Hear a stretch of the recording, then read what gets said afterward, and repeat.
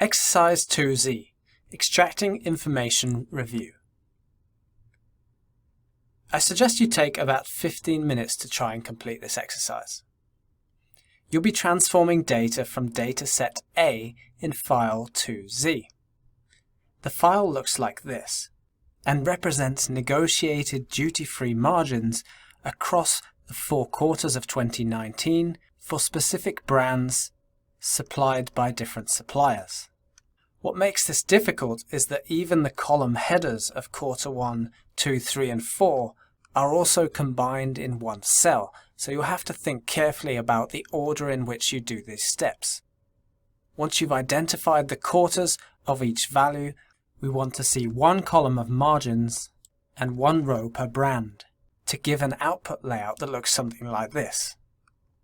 You'll also need to use your column splitting skills to extract the division number and category number from column 1. Finally, have a think about what might happen if the dataset changes or grows. In particular, if we end up with 2020 data in this file as well, will our query still work?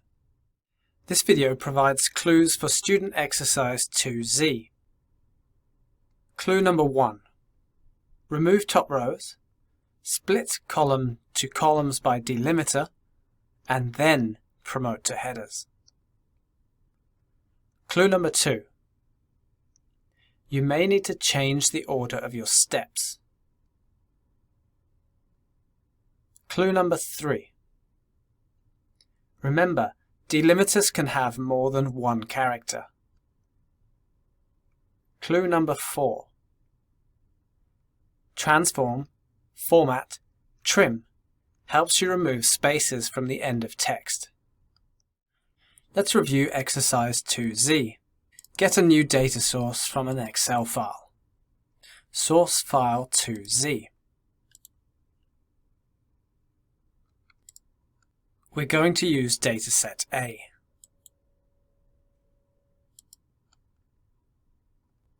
Remove the 4 header rows.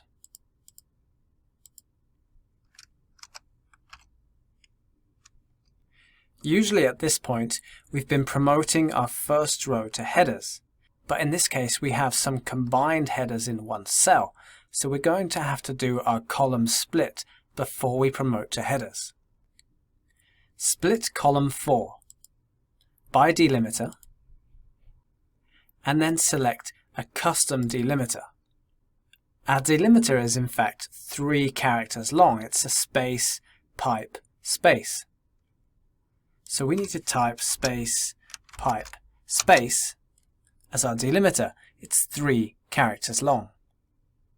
And it needs to happen at every occurrence of the delimiter so that we split it into 4 different columns.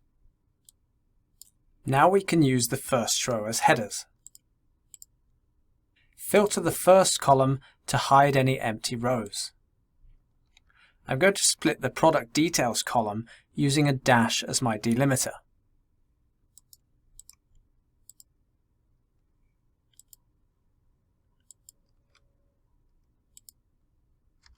And I just want it to happen once.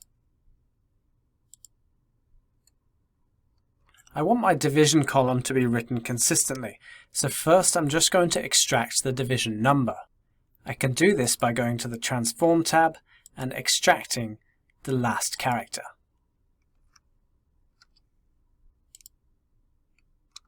Let's add a prefix onto this column so that it says division 1 or division 2, for example. So highlighting that column, format, add prefix, and the prefix should be division space. Let's rename this column to division, and the column next to it to department. We can make the department column neater by making everything uppercase.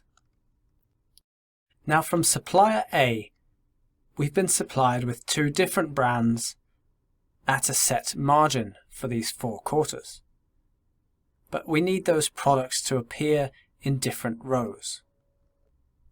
So let's use a delimiter to split the brand column,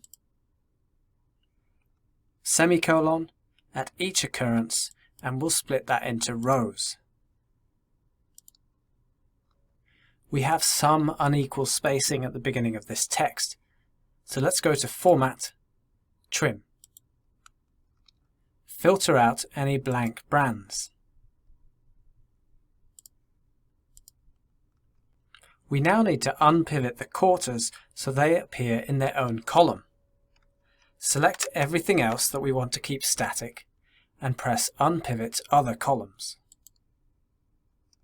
Rename the attribute column to Quarter and rename the value column to Margin. Make sure that margin column is set to a decimal number.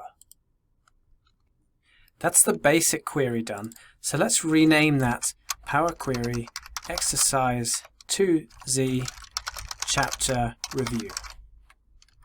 These Power Query challenges are a great way to test your knowledge of this incredible tool.